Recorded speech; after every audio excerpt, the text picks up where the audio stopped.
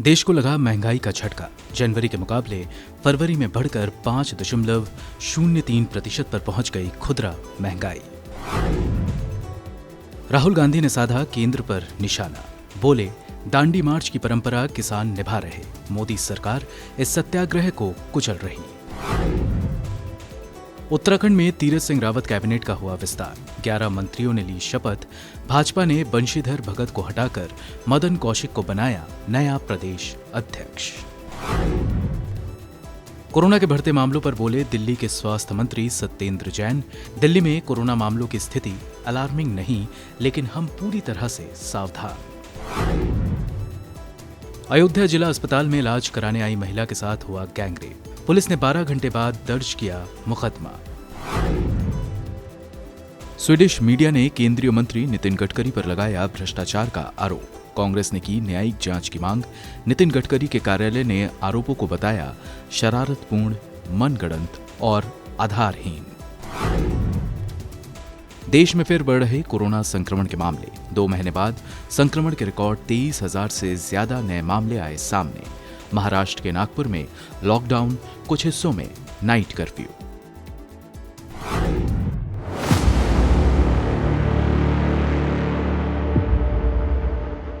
Corona virus की vaccine आने के बावजूद शहरों में रहने वाले 60% आबादी अपनी वित्तीय स्थिति को लेकर चिंतित है। एक रिपोर्ट के मुताबिक कोरोना से शहरों के 60% से ज्यादा लोगों की वित्तीय स्थिति कमजोर हुई है।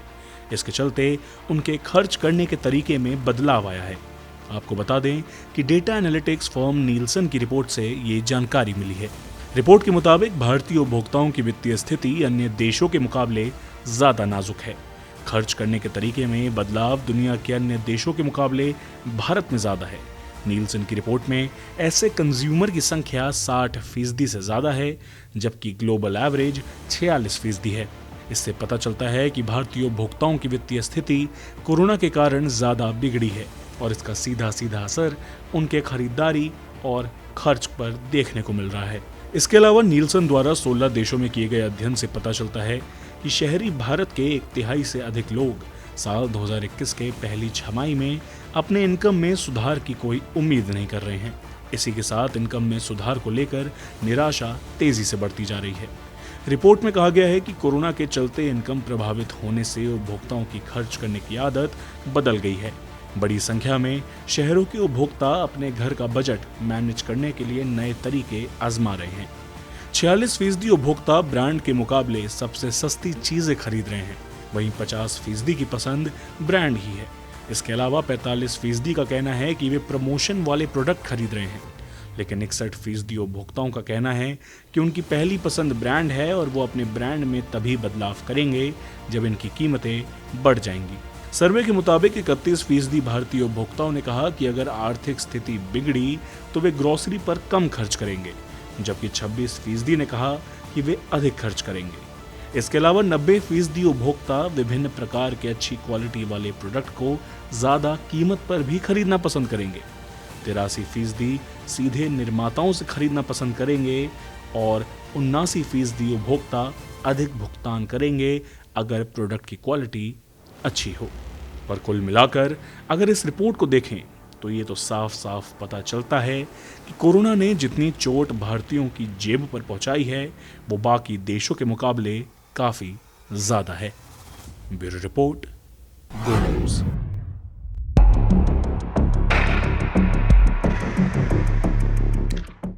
बेरोजगारी का 45 साल का रिकॉर्ड टूटा है। पूरे विश्व में सबसे नौजवान देश भारत है, जहां सबसे ज्यादा संख्या में नौजवान हैं।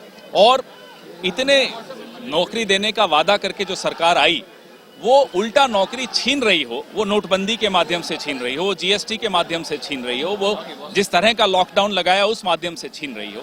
आज लॉकडाउन वापस हट चुका है, स्थिति सामान्य हो रही है, उसके बावजूद 1.5 करोड़ नौकरियां खो चुके हैं लोग। और उन 1.5 करोड़ का परिवार को भी अगर गिन लें तो 7-8 करोड़ लोग बिल्कुल सड़क पर आ गए। ये जो आलम है, ये गलत नीतियों के चलते है, उनका विरोध करना हम सबका कर्तव्य है।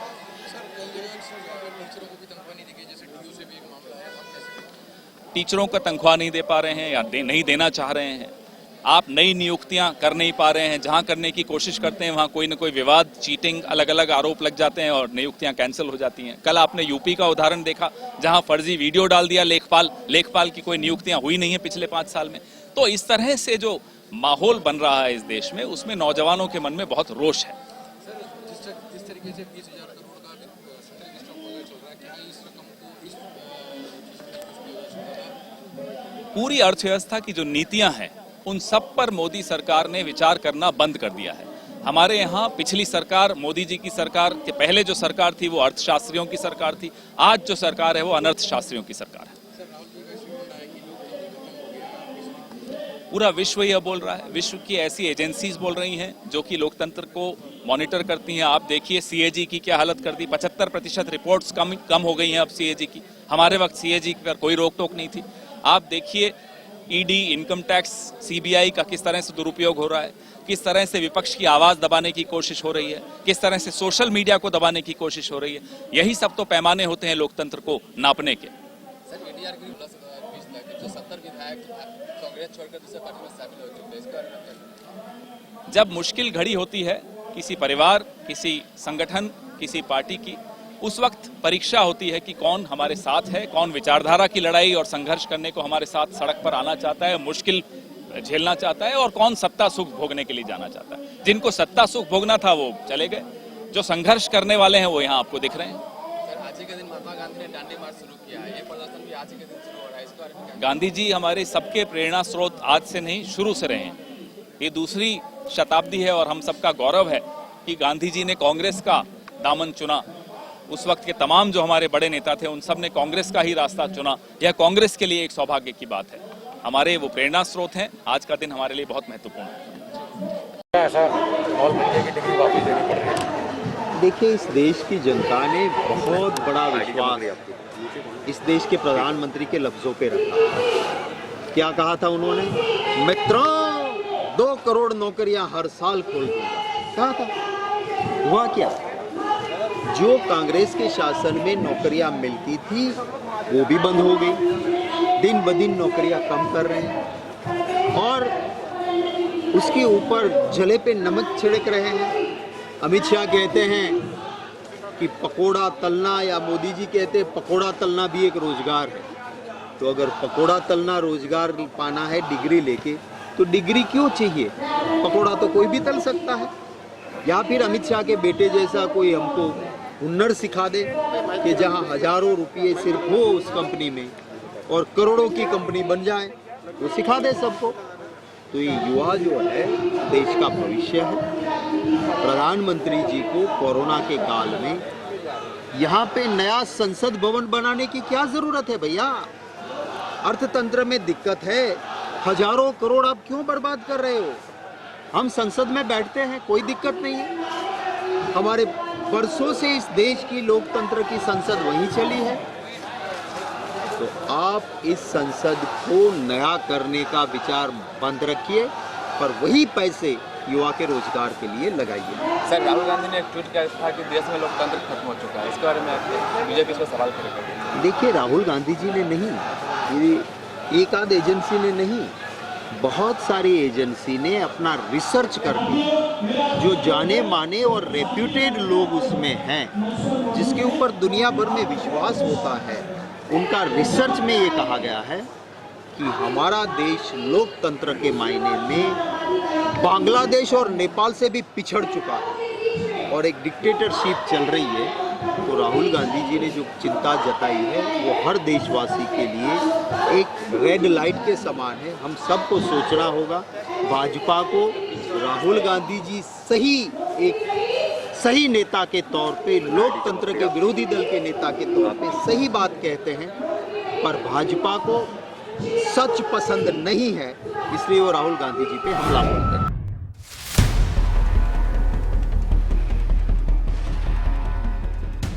भारत में कोरोना महामारी की वजह से बेरोजगारी बढ़ी है। सरकारी आंकड़े बताते हैं कि महामारी के दौरान शहरों में लोग ज्यादा बेरोजगार हुए। साल 2020 के अप्रैल-जून महीने में शहरी बेरोजगारी दर 20.9 पर पहुंच गया। आंकड़े बताते हैं कि महामारी से पहले जनवरी से मार्च की अवधि में यह दर 9.1% थी। ये वो दौर था जब भारत में कोरोना अपने पांव पसार रहा था। इसी को रोकने के लिए किए गए दुनिया के सबसे सख्त लॉकडाउन से देश में बेरोजगारी का संकट और ज्यादा गहरा गया। पीरियोडिक लेबर फोर्स सर्वे की रिपोर्ट के मुताबिक 2020 के जनवरी-मार्च महीने से अप्रैल-जून 2020 के बीच बेरोजगारी दर में 11.8% का इजाफा हुआ।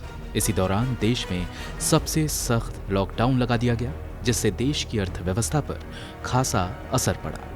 इस दौरान बड़ी संख्या में लोगों को टूरिज्म समेत कई सेवा क्षेत्रों में नौकरियों से हाथ धोना पड़ा।